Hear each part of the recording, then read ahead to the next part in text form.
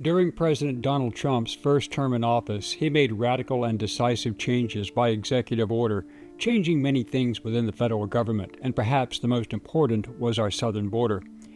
However, after the arrival of the Biden administration, those positive EOs were reversed by President Joseph R. Biden.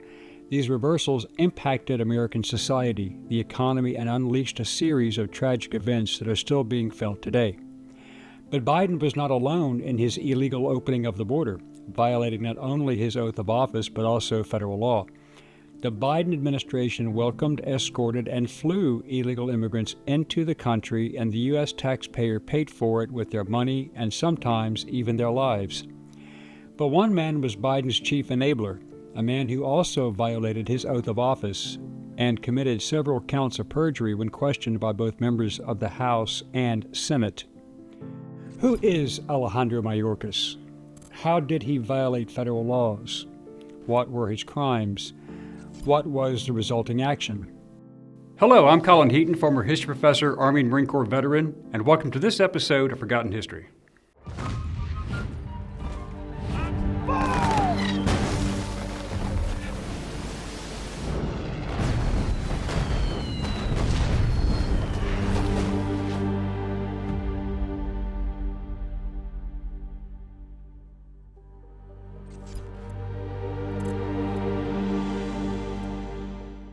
Alejandro Nicolas Mayorkas was born on November 24, 1959 in Havana, Cuba, and his family immigrated to the United States in 1960 following the Cuban Revolution.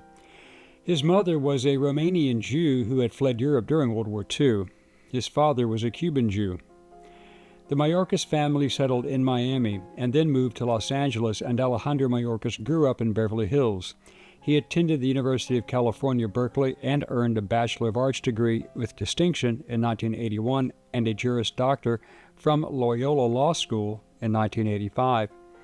Mayorkas' first job was as an assistant U.S. attorney in the Central District of California, becoming the youngest U.S. attorney in 1998, focusing on financial fraud, public corruption, and violent crime. In 2009, Mayorkas was appointed Director of U.S. Citizenship and Immigration Services in the Barack Obama administration. He took the lead on implementing the Deferred Action for Childhood Arrivals, or DACA program, and oversaw efforts to rescue orphaned children following the 2010 Haiti earthquake. He became Deputy Secretary of Homeland Security in 2013 and managed federal responses to public health crises like the Ebola and Zika outbreaks, and worked on cybersecurity initiatives, including negotiations with foreign governments. In 2021, President Joe Biden nominated Mayorkas as the new head Secretary of Homeland Security, and he was confirmed by the Senate with a 56-43 vote, becoming the first Latino and immigrant to hold the position. When the Biden administration reversed all of the positive actions taken by President Trump, Mayorkas was the enforcer. Biden reversed the following executive orders signed by Trump that plunged the nation into chaos. Reversed were the following executive orders: 13767, which stopped the southern border wall and stopped deportations at the border. It also stopped the hiring of 5,000 additional Border Patrol agents and renewed catch and release of illegals. Executive Order 13768 was reversed, which now allowed sanctuary cities and stopped removal of illegals with criminal records and continued federal funding to sanctuary jurisdictions. The reversal of Executive Order 13769 discontinued restricted entry from several Muslim-majority countries with known terrorist ties. Border wall construction also stopped, and federal police were not allowed to detain and deport.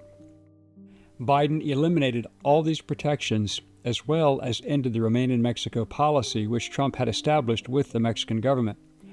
Mexico had sent 10,000 soldiers south and sealed their southern border with Guatemala, stopping the flow from South America.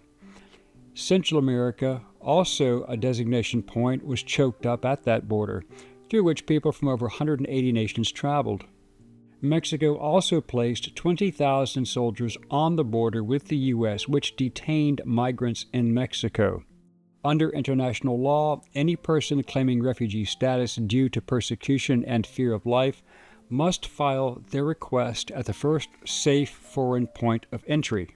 Trump had made sure that illegals filed their claims in Mexico, but that, along with remain in Mexico after it ended and the border opened up, Mayorkas faced criticism due to these changes in immigration policy and border security. These contributed to increased illegal border crossings, and he was often questioned under oath. In August 2021, Congressman Andy Biggs introduced a resolution to impeach Mayorkas. It was referred to the House Committee on the Judiciary and saw no further action. During an April 2022 House Committee hearing, Republicans questioned Mayorkas about whether he had operational control of the border. Under questioning by Representative Chip Roy, Republican of Texas, Mayorkas declared the border was secure and that DHS had operational control, which was untrue. Mayorkas repeated this falsehood many times. Mayorkas followed the lead of House Democrats when he accused Border Patrol agents on horseback of whipping Haitian migrants who were crossing the border illegally.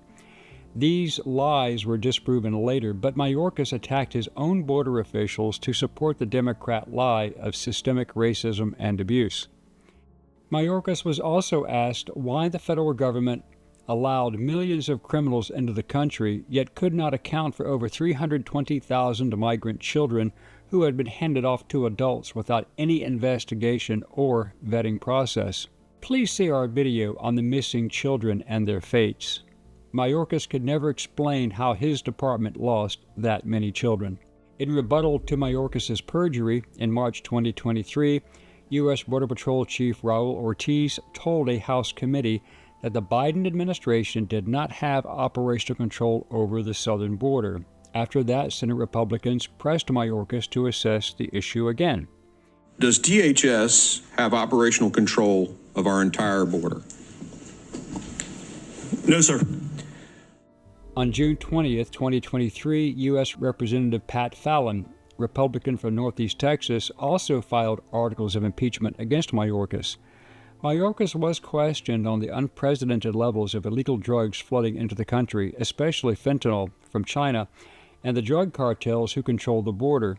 He was also asked why the border wall was not completed despite funding being in place. In fact, Alejandro Mayorkas lied at every turn, emboldened by his protection from President Biden. Republicans had heard enough.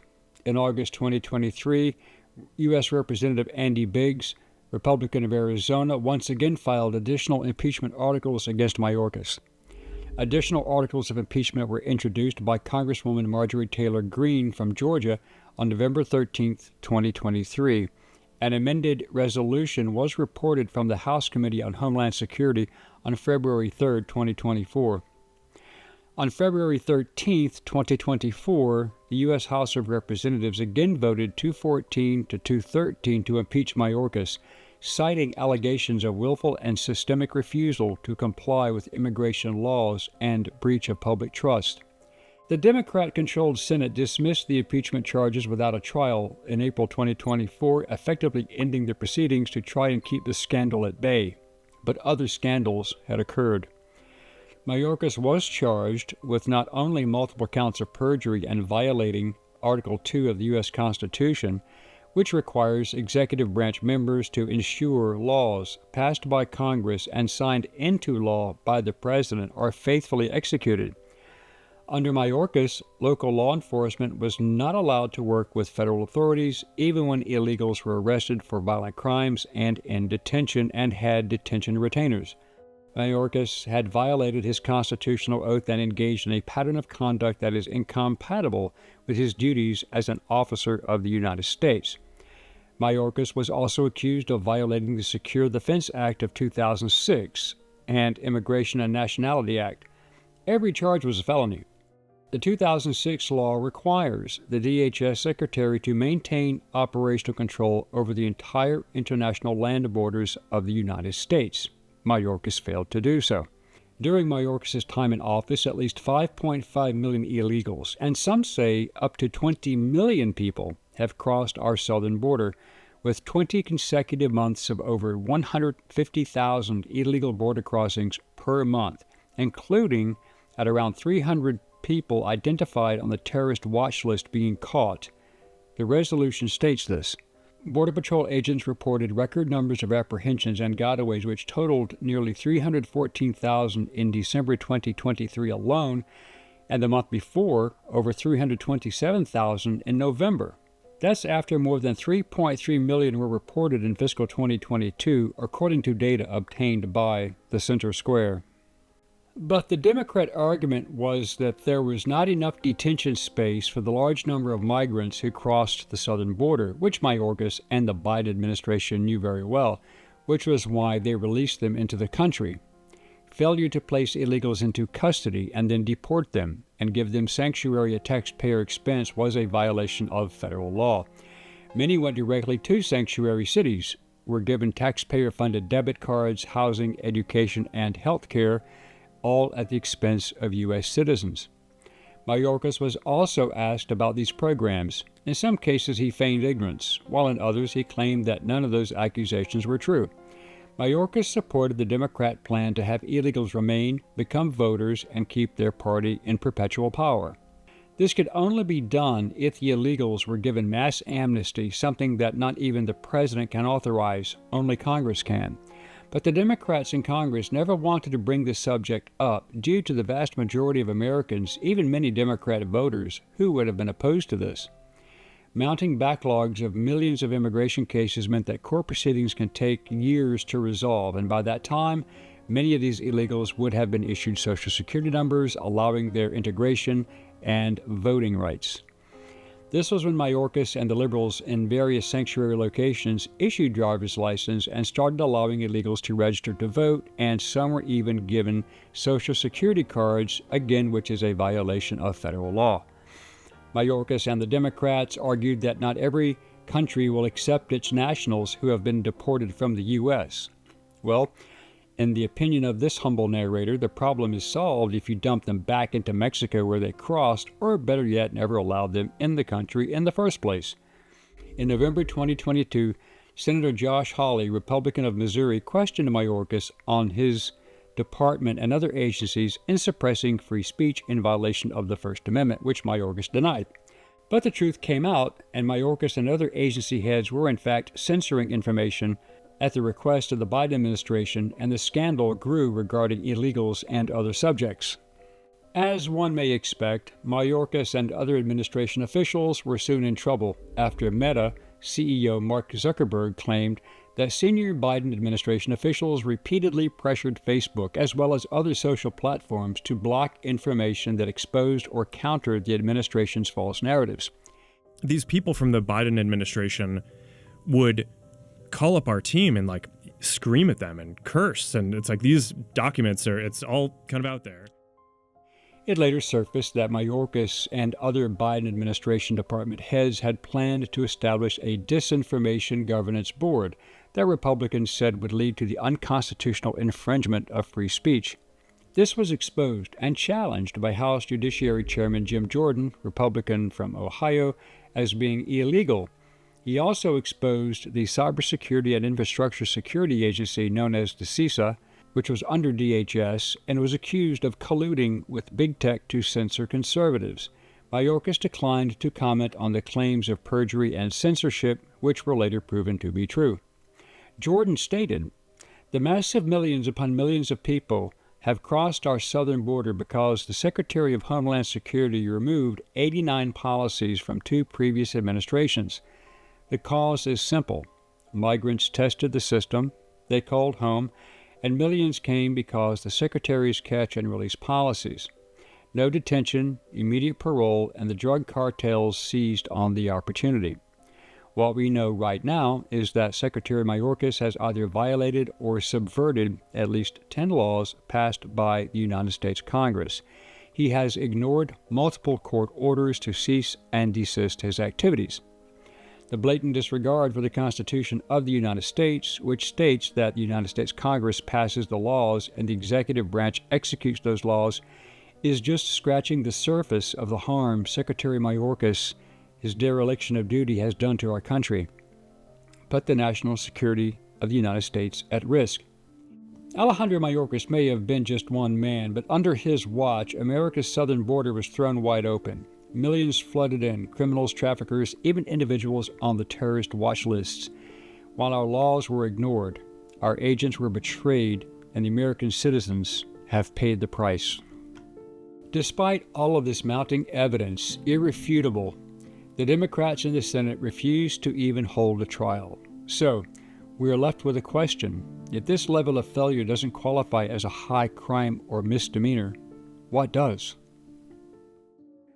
Thank you for watching this episode of Forgotten History. If you liked what you saw, please click like, share, and subscribe. And if you would like to assist with the ever-increasing cost of production, please consider becoming a channel member and joining our Patreon page.